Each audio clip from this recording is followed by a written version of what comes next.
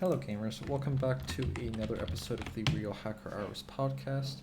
Today, we are going to be looking at a database implementation called, I believe, IceCoal. So, let's start digging into it.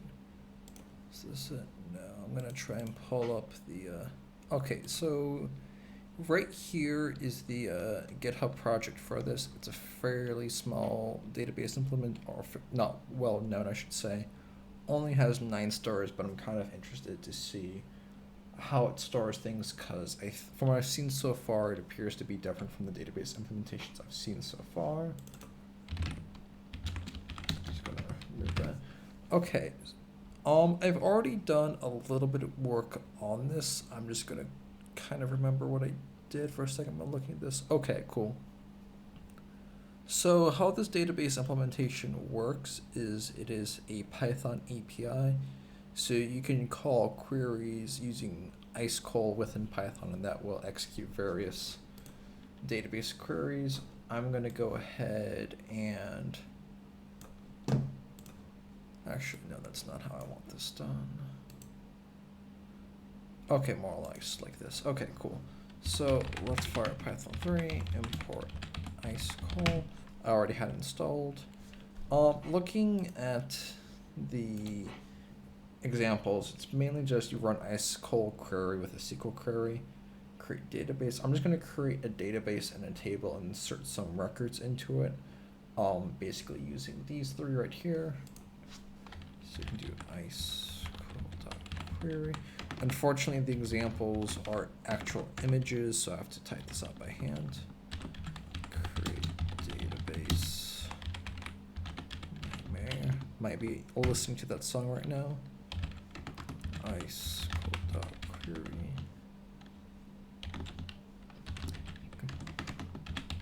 Create table. Reason. Name.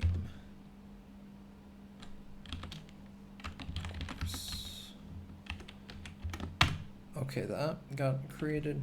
I'm going to go ahead and insert stuff. Syntax is just insert into database/table the values. So we can just go ahead and insert into database/table 0, 7, 2, 3, 4, 5. How did this not go through? Oh, I think the that NO right there specifies that it's a number, maybe. No, oh, I know. I used so the input into IceCoal query is a string which has double quotes, and I also use those for these right here. So if you change this over, okay, cool. Made a mistake there. Let's just insert. Okay, cool. With that, let's actually take a look at the database itself. I believe, okay, we can see the database right there. Database is a directory with the table being a file. Okay, cool. So we can see here it's pretty obviously a comma separate file. We can see I have 3 records 0, 1, and 2. So looking at this, what this database implementation appears to be is the databases are a directory which stores all of the tables. The tables are individual comma separate files, and rows of that comma separated file are records, and columns are the columns of the table. One thing I'm kind of curious of, since the point of this whole project is to explore like kind of ways that we can tamper with databases to do things that we might not otherwise be able to. I'm kind of curious if we could just create a symbolic link to this file and then create a symbolic link to interface with the actual database. Let's go ahead and test that. Okay. So let's select all from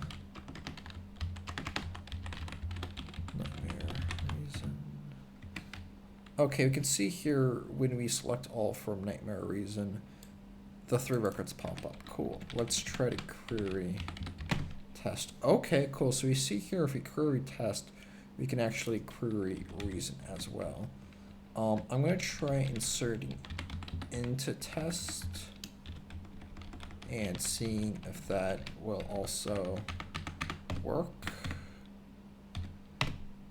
Okay, cool. We can see here that by inserting into test, which is a symbolic link to the same file, it will alter the same database. So we can query using symbolic links.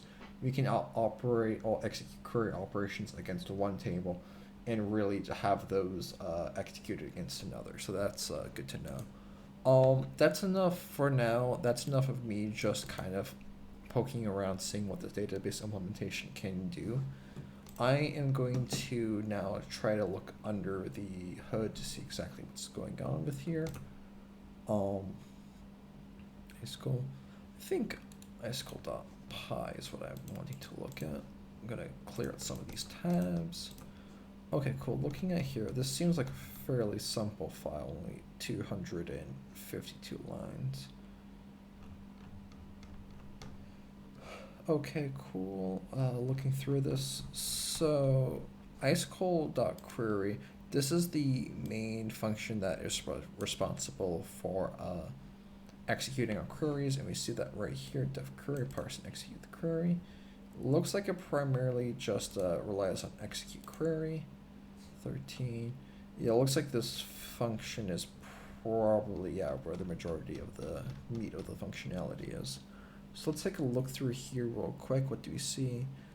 Establishes a lot of variables. Okay, CSV file, head file, keyword. For each character in the query.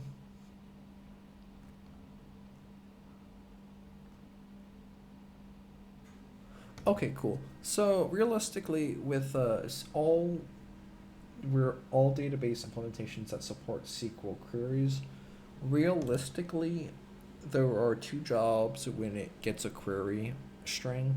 The first job is to actually parse out that string and like tokenize it or synthesize it into an actual command that it can understand, since it doesn't understand English.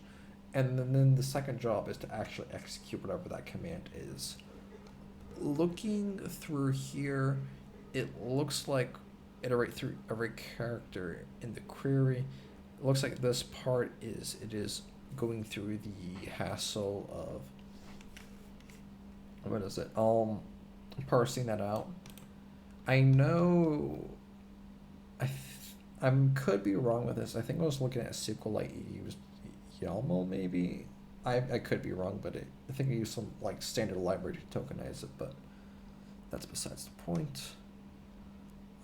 What happens after it's done parsing? I'm curious. Execute the keyword. So it parses out a keyword and then it will execute. If it's select, it will execute the _select function for make db, make table, drop db, drop table, truncate table, insert row, update, delete.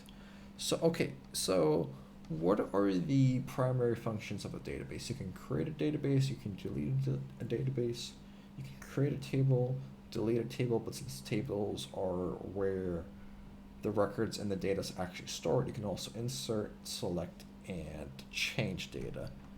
We see here, this is where we make a database, drop a database. Right here and here. That's where we expect those to be. Make a table, drop a table, insert a row, change a row, delete a row, truncate, which I think that's when it deletes all the rows in a database. I could be wrong, but yeah. So primarily, we can see here that it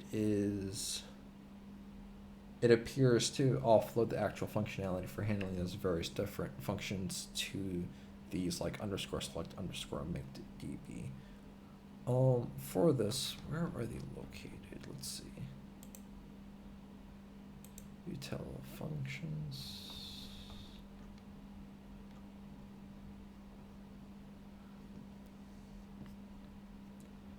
Private function that creates a new database with the path.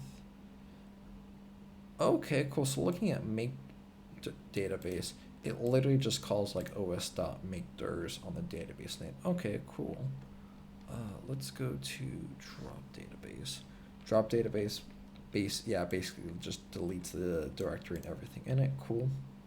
So those are two functionalities that we know the entire functionality of. Let's go to make table. Table name. Okay, first it checks that I actually got a table name and a header. I'm not sure what the header is. Create a table with the path in.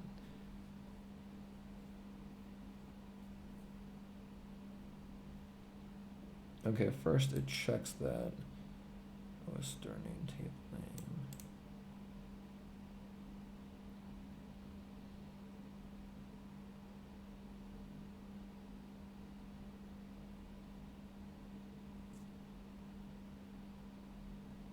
Looking through here, trying to figure out. Okay, so what the header is? Okay, I understand this now. When we created the table, this right here, this name and course, basically the columns of the database are the header, and we actually see the header in the CSV right here, the name and course. I can tell that it's a header for the fact that after it opens a table, it will write the header to the front line or the first line of the file and then close. And then when you look at this, we can tell that, hey, the first line is name and course. Okay, cool. And also, I'm curious. Let's take a look at where this is actually parsed out. Header.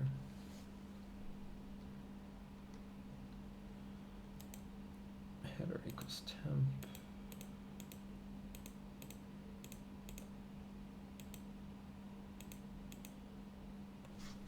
What is this? Make table. Okay, I'm not quite sure where that's established. I'm not going to figure that out right now. Cool. Let's look at delete table or like remove table, drop table. I forget what it's called. Actually, what is it called? Make table, drop table. 405. I'm going to take this and so this is util functions.py, which you can see is right there. Line 405 is drop table. So let's take a look at there and see what's going on there. 405 drop tables basically just removes the file. Okay, cool. What we expected. Let's take a look at truncate. What is this doing? 420.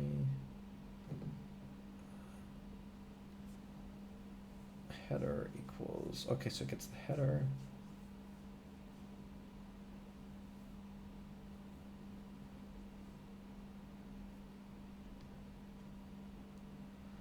Okay, I'm fairly certain from what this is looking like right now, it's just deleting all of the entries within or all of the records within a table, and to test that, I'm going to truncate. Let's try this.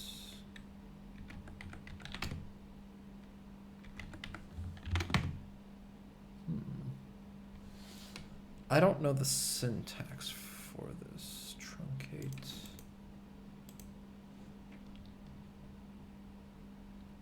Drop table. Truncate. Okay, so it's truncate.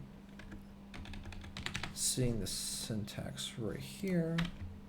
Truncate table. Okay, yeah, it does delete all of the records from the database and just leaves the header. Okay, cool. And looking at here, it looks to do that where it just reads in the header and then writes it over the overwrites the context of the file with just the header and then returns. Cool, we understand that now. Now, what is next? Next up, we cover database creation, database deletion, table creation, table deletion, table, what's it called? Table truncation. Next, it's just record insertion, record selection, and record updating. And that's most of the database functionality that we care about. Select line 14. Let's go up there. Select. Okay, this is a bit of a bigger function than what we've seen. Required fields, CSV, head file, tree. I'm going to read this comment. Function returns rows that match the condition. Required fields, list of fields that. Okay, so this is the expected fields of it to return. CSV file name of the table name. String of header file name or empty head file.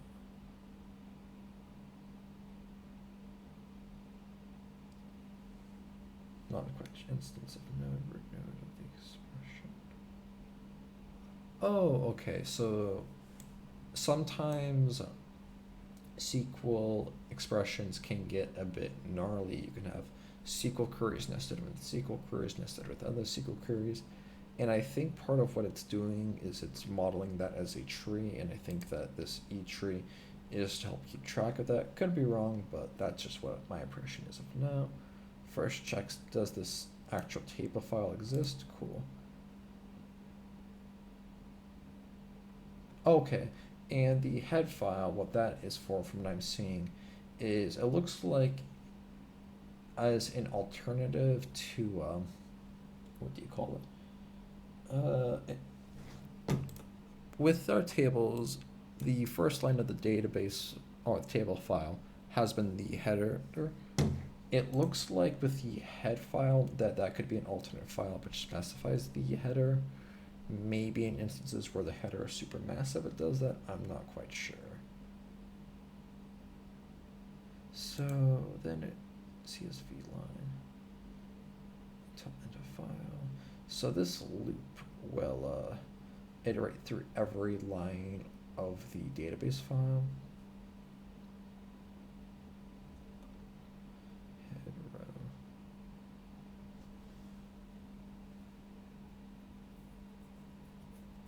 Okay, so this eval this is where it's actually checking if this row within the record matches the evaluation going on. So this E-tree value, it's probably not what I thought it was before. It's probably what actually models the comparison. We see here it says if this thing is true, it looks like it goes to actually add it to the output. We see here that if required fields is equal to star, which means everything, it just appends the entire row. If not, it will iterate through all of the columns of the record, and if a match temp results, it will make a temporary temp result record which stores those, and then just after it's done building the temp result will get appended to results. Okay, and then looking through it, okay, that appears to be the logic. I'm actually interested in eval this. Where is eval this? IceCoal expression.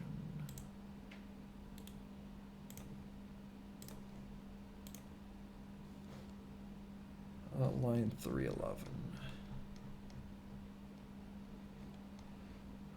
So this eval this is what actually handles the logic for determining if, or might wrap another function that does. This function is what's responsible for actually seeing like, hey, this record, are we actually interested, does this match the query? Current node title value and head row. Okay, yeah, title is the header value is the current record, and current node is some data structure that will have the expression, I think. Could be wrong, but it will. If current node dot left node, no expression present current. I'm going to take a quick look through this.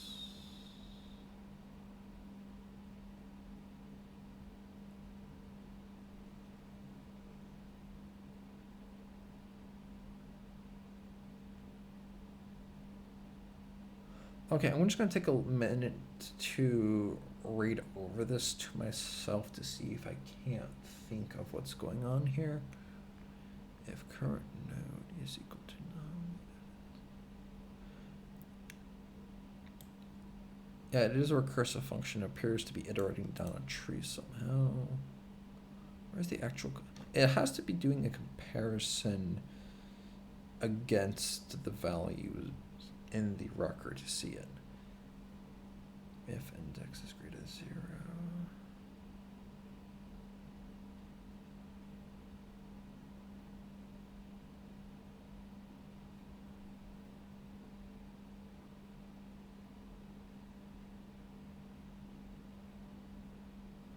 Might be calculating.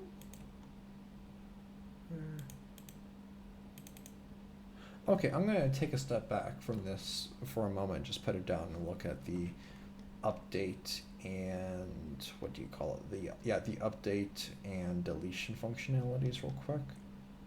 Updates right here. Let's take a look through here. Again, checks for does the CSV file exist? Get the header right there, looks like.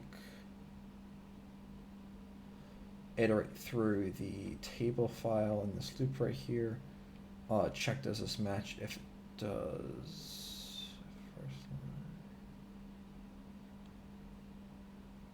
okay. If it does match right over that line.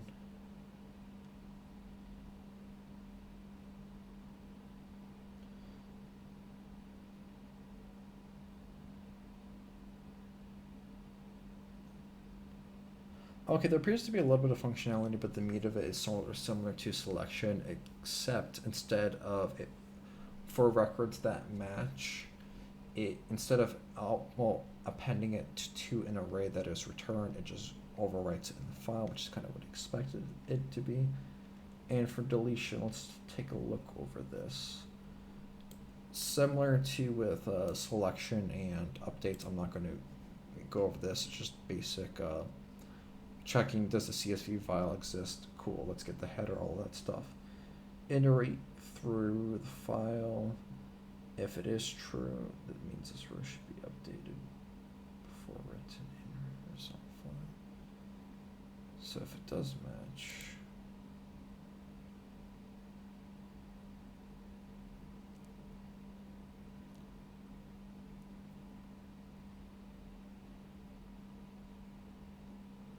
okay, so it looks to be a bit interesting. We see here if it checks and it does match the condition, it basically just increments count and does nothing.